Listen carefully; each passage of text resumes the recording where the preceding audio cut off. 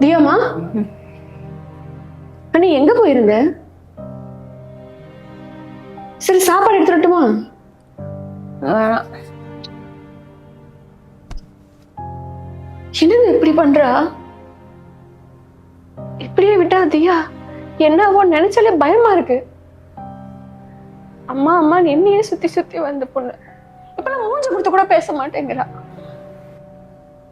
இதை பத்தி தியா கிட்ட கேட்டோம்னா அப்பா அம்மாக்கு எல்லாம் தெரிஞ்சிச்சுல, நீ எல்லாத்தையும் தைரியமா நம்ம முன்னாடியே பண்ண ஆரம்பிச்சிருவா. அதை பார்க்க நீ தயாரா? அதுக்காக இப்படியே கிட்ட போட்டுன்னு விட்டுற முடியுமா? ஆம்பளை பையனுக்கு செல்லம் கொடுத்து வளர்த்துன மாதிரி அவளுக்கு எடுத்து வச்சதே இப்ப நீங்க தான்.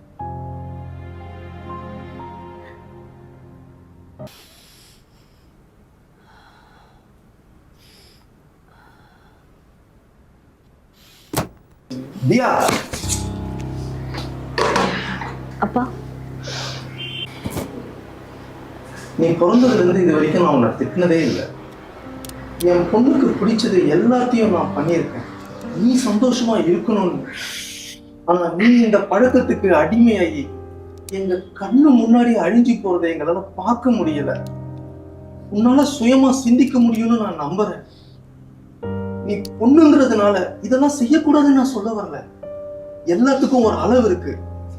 உன்னை நீயே அழிச்சுக்கிற இந்த பழக்கம் வேணாண்டா பாப்பா, விட்டுடா ப்ளீஸ். அப்பா, இப்ப நான் என்ன பண்ணேன்னு என்கிட்ட இப்படி பேசிட்டு இருக்கீங்க? நான் என்ன பண்ணணும்னு எனக்கு தெரியாதா? I'm an adult பா. I have my own rules. முதல்ல ரூம் விட்டு வெளில போங்க. போங்கப்பா.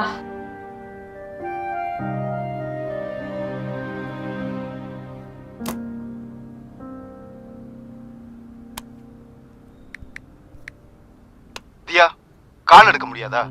அப்படி என்ன வேலை பார்த்துட்டு இருந்த? என்ன மேக்கப் பண்ணிட்டு இருந்தியா? ப்ராஜெக்ட் இன்னும் சப்மிட் பண்ணல. I will terminate you. ஒத்த பாடு, ஃபோன் வைடா.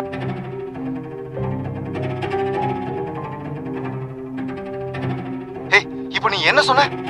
ஃபோன் வைடான்னு சொன்னேன்.